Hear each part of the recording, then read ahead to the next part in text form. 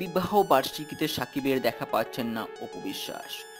চলচ্চিত্র জনপ্রিয় জুটি সাকিব ও অপুর গোপন বিয়ে দাম্পত্য জীবন ফাঁস হয়ে গেছে গেল সপ্তাহে।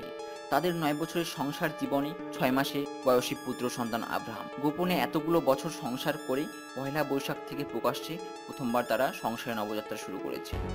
২০০৮ সালে ১৮ এপ্রিল বিয়ে করেন সাকিব। আগামীকাল মঙ্গলবার এই তারকার দম্পতির নবম বিবাহ বার্ষিকী।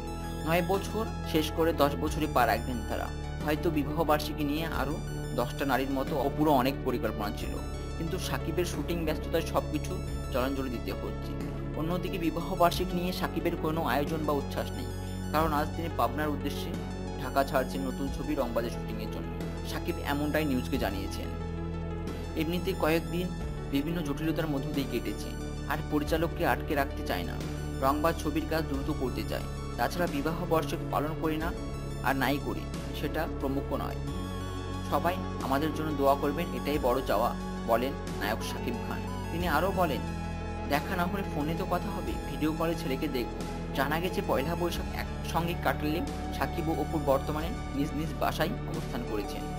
বিনোদনমূলক যে কোনো খবরাখবরের জন্য চ্যানেলটা সাবস্ক্রাইব করে রাখুন। ভিডিওটি ভালো লাগলে লাইক, কমেন্ট ও শেয়ার করতে ভুলবেন না। ধন্যবাদ।